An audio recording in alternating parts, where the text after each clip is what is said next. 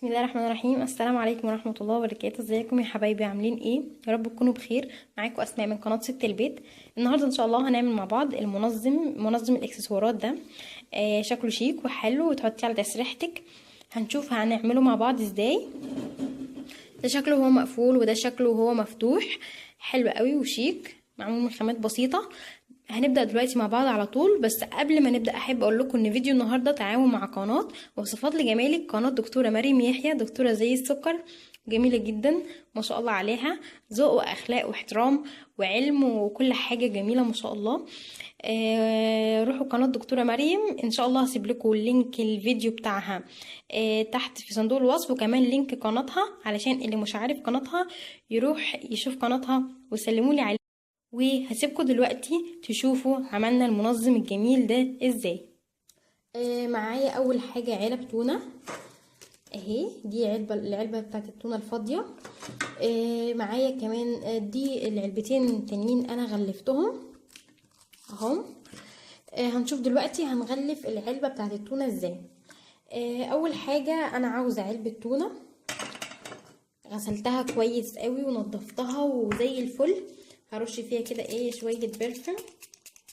انا معايا هنا قماش، كان عندي كيس خداديه انا يعني صغير مش بيلبس اي مخده عندي، فقصيته وقلت اعمل منه. انتي ممكن تستخدمي اي ورق، تستخدمي اي ستيكر عندك، بس انا هستخدم، او ممكن تغلفيه بالفوم حتى، بس انا هستخدم القماش ده. قصيته ازاي القماش ده؟ جبت القماشه كامله قدامي، او الكيس المخده كله كامل قدامي، وبدات احط عليه علبه التونه كده. معلش بس حطيت علبه التونه كده على القماش كده اهو، ولفيت كده، خدت مقاس علبه التونه، بس كمان خليته زياده شويه علشان هقص في الاخر. تمام.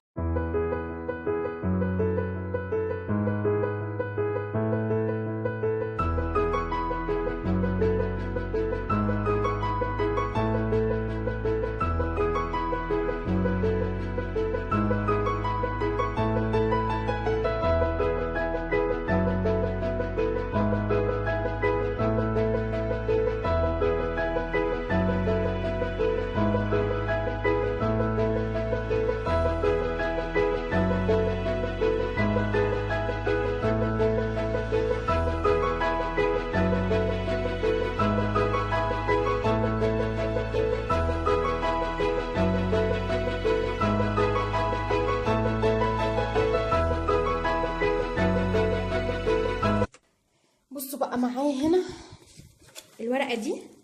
الورقه دي كانت غلاف كراسه الورق الكانسون اللي انا وريتها لكم قبل كده في المشتريات. هي ورقه سميكه شويه فعشان كده انا استخدمتها. ممكن تستخدمي اي ورقه عندك سميكه، ورقه كانسون سميكه تستخدميها. وده القماش اللي قلت لكم عليه بتاع الخداديه، ممكن تستبدلوه باي ورقه عندكم او اي حاجه. هحط بقى بصوا بقى، هجيب الثلاث علب، هحط اول علبه تبقى مظبوطه كده على على حرف الورقه، وتاني علبه كده، وتالت علبه كده.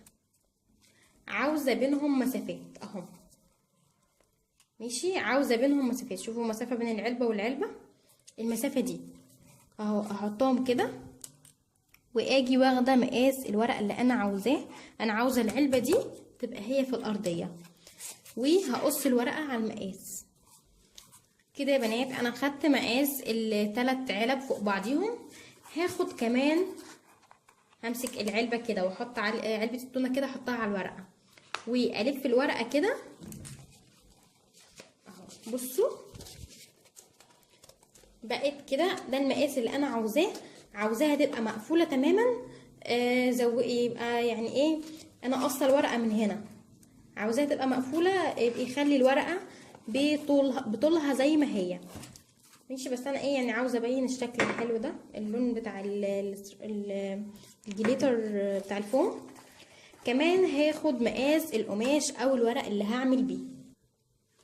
بصوا بقى، بعد ما خدت مقاس الورقه المظبوط، يعني ظبطت كده القماش على مقاس الورقه اللي تحت اهو.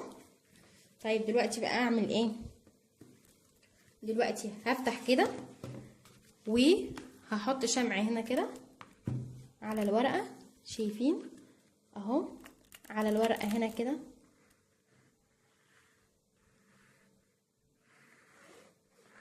اهو.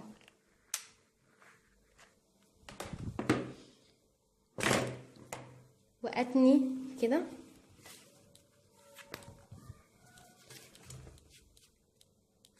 كده، واخلي دي متنيه كده. هحط شمع كمان على القماشه دي اهو، واقوم تانية الطرف اللي فوق ده كده اهو،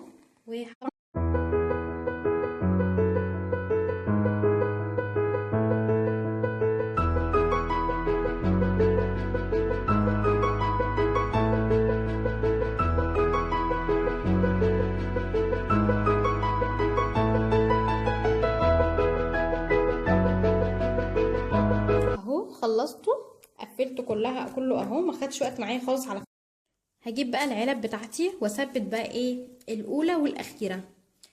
هعمل ايه؟ هثبت كده اهو، هظبط كده هنا، اشوف العلبه اهي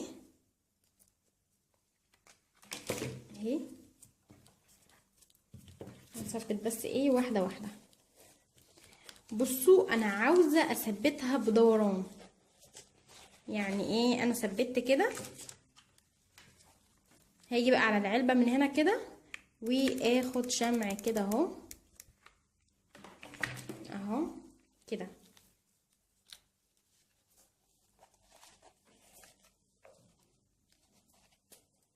ماشي. انا عاوزاها كده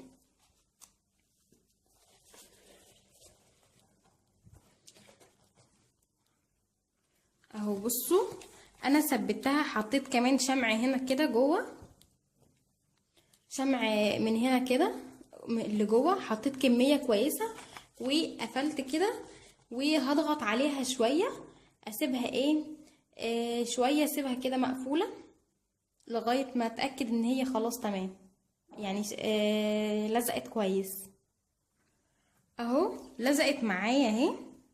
على فكره انا عملت غلطه هنا، انا المفروض كنت الزق على الوش ده لان ده احلى، بس مش مشكله مش مشكله، انتوا اعملوا ايه اعملوا الاحسن، ماشي.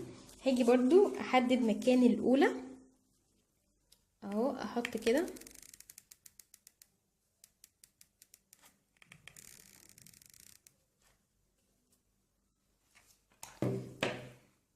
بصوا اهو، عاوزاهم الاتنين يكونوا متوازيين. بصوا بقى عملت ايه اهو، تمام اهو. هحط شمع برضو من هنا واقفل كده، اسيبها برضو تنشف اهو. لزقت. هجيب بقى ايه، بصوا انا عايزه الزق كده الحروف دي في العلبه كده اهو. هحط كده على الحرف حبه شمع حلوين اهو، والزق كده، وفي الاخر لو في اي شمع زياده هشيله. بصوا بقى التالتة هعمل فيها ايه. التالتة هثبتها هنا كده، ماشي، يبقى كده التالتة هثبتها هنا كده تبقى في النص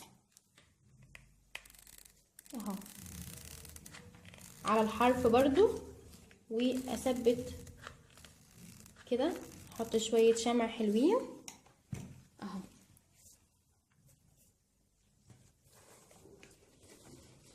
كده، واقفل واسيبها ايه لغاية ما تنشف اهو. بصوا بقى كده تمام. نشف خلاص. هعمل ايه دلوقتي؟ هجيب شريطة ستان رفيعة او تخينة، اي حاجة اللي عندك، بس انا عندي دي فهستخدمها اهو. اخد المقاس بتاعها واثبتها على الدوران بتاع المنظم اهو. ركبت الشريط الستان اهو. كده المنظم تقريبا خلص معايا. هعمل معاكم حاجة سريعة بس.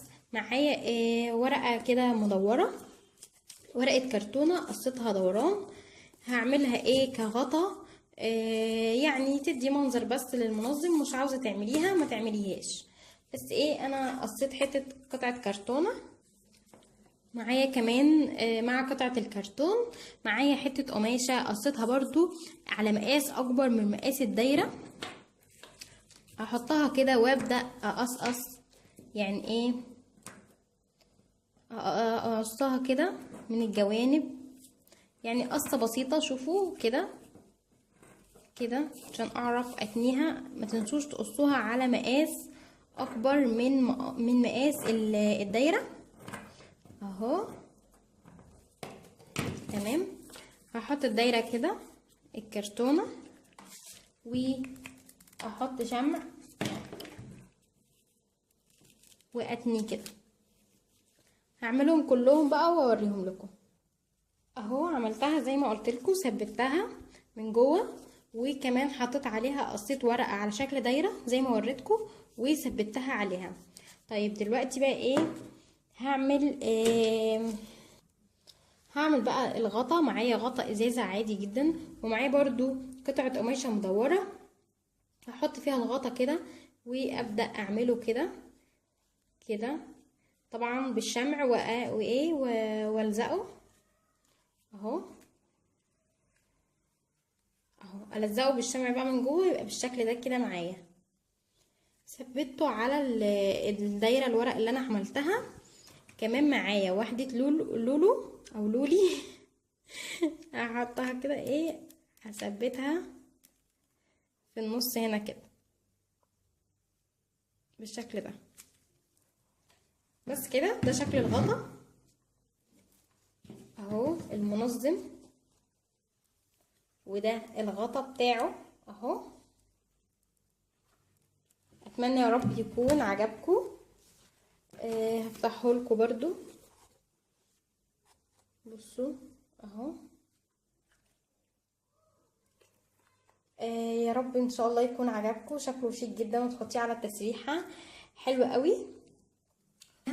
اتمنى يا رب يكون الفيديو عجبكم، ولو عجبكم الفيديو متنسوش تعملوا لايك وشير واشتراك للقناه. كانت معكم اسماء من قناه ست البيت، والسلام عليكم ورحمه الله وبركاته.